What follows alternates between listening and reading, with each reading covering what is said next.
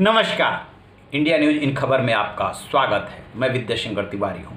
अभी तक भारत सरकार बोल नहीं रही थी खूनी संघर्ष पे। अब प्रधानमंत्री भी बोले हैं, रक्षा मंत्री बोले हैं और विदेश मंत्री भी बोले हैं। प्रधानमंत्री ने और रक्षा मंत्री ने सैनिकों की कुर्बानी को सलाम किया है और कहा है कि भारत अपनी संप्रभुता और अखंडता के मामले में किसी के सामने नहीं झुकेगा और आपका ये बलिदान व्यर्थ नहीं जाएगा। सेना, राष्ट्रपति सब ने सलाम किया है।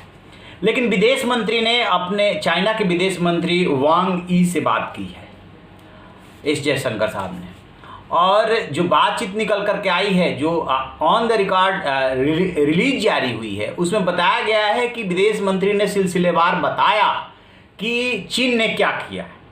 चीन ने अपना पक्ष रखा होगा। स्वाभाविक रूप से जब दो देशों के विदेश मंत्री बात करेंगे तो अपना भारत का विदेश मंत्री अपनी बात करेगा, चीन का विदेश मंत्री वांग यी ने अपनी बात की होगी। बट एस जयशंकर ने चाइना को आईना दिखाया। कैसे? क्योंकि 6 जून को जो लेफ्टिनेंट जनरल लेवल की मीटिंग हुई थी, उसमें ये बात तय हो गई थी कि दोनों देश पीछे हटेंगे गलवान घाटी में। मीडिया में ये बात भी चल गई कि 2-2, 2.5 किलोमीटर दोनों पीछे हट गए, लेकिन हकीकत इससे अलग है। चाइना ने क्या किया कि सोची समझी रणनीति के तहत जो पेट्रोलिंग पॉइंट 14 है उसके पास एक नया टेंट लगाया। भारतीय सैनिकों ने भारतीय सैनिकों ने उसको रोका, उखाड़ा, कहा कि आप यहां पे कैसे लगा सकते हैं। अब इसके बाद क्या हुआ कि उसको लेकर के संघर्ष हुआ। अब इसमें चाइना ने घात कहां पे किया? घात ये किया कि भारतीय पेट्रोलिंग जो पार्टी थी वो देखने के लिए गई कि वहां से चाइनीज सैनिक हटे कि नहीं हटे। तो उस दौरान वो सोचे, सब कुछ रणनीति बना के बैठे हुए थे, प्लानिंग और साजिश करके बैठे हुए थे, अपने डंडे में कील गाड़ के बैठे हुए थे और कटीला तार लगा के बैठे हुए थे। और यही नहीं, जो वहाँ पे पहाड़ियाँ हैं, कितनी ऊंचाई पे है, 12,000 से लेकर 15,000 फीट की ऊंचाई पे ये सब कुछ हो रहा है। तो उसकी आड़ लेकर के बैठे हुए थे ताकि उनकी वास्तविक संख्या भारतीय सैनिकों को न दिखे। और यही हुआ। जब बहस होने लगी तो उन्होंने अचानक अटैक कर दिया। अटैक करने में भारतीय सैनिकों ने पीछा करना शुरू किया कि कहाँ से आए। तो वहाँ पे गुत्थम गुत्थी हुई, जहाँ पे कि वहाँ पे तो मेन मौके पे हुई पहाड़ियों के पीछे जहाँ जहाँ वो छुपे हुए थे वहाँ पे हुई।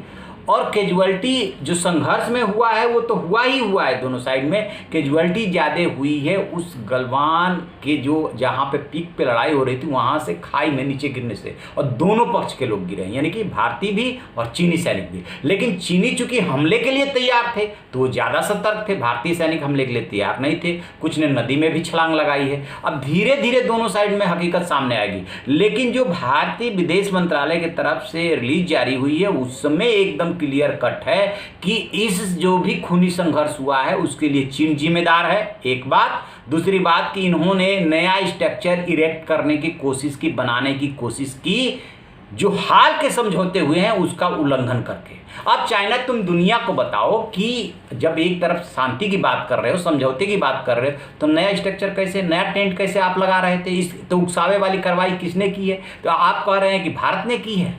बेशर्मी की भी हद होती है। लेकिन है क्या कि ये दौर जो है वो प्रोपेगेंडा का है। चाइना प्रोपेगेंडा फैलाता है। ग्लोबल टाइम्स का जो सरकारी अखबार है वो प्रोपेगेंडा फैलाता है। भारत इस मामले में काफ़ी संतुलित रुख रखता है। एक बात और है, अब जो रिटायर्ड अधिकारी हैं भारतीय सेना के, वो ये कहने लगे हैं कि कब तक हम डिफेंसिव खेलते रहेंगे। यानी चाइना यदि हमारी तरफ घुस सकता है तो हमें भी इस स्ट्रेटजी पे काम करना होगा कि हम भी उधर घुसें, तब जाके चाइना को पता चलेगा।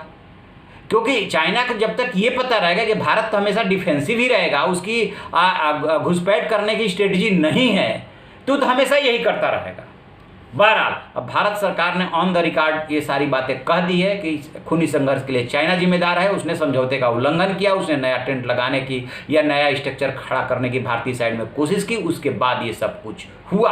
अब देखते हैं कि आगे क्या होता है। बातचीत चल रही है, बातचीत से समझौते की ही कोशिश हो रहेगी, स्वाभाविक सी बात है। लेकिन इसी बीच में प्रधानमंत्री ने सर्वदलीय बैठक बुलाई है और सेना को पूरे सीमा पर रवाना किया गया। तो स्वाभाविक सी बात है कि भारत जो है जवाब के लिए तैयार है कि पता नहीं अभी आगे क्या होगा। चलिए देखते हैं, जो भी इसमें अपडेट मिलेगा हम आपको बताएंगे। आप देखते रहिए हमारा डिजिटल चैनल इन खबर। Thank you. इन खबर चैनल को सब्सक्राइब करें और बेल आइकन दबाना ना भूलें।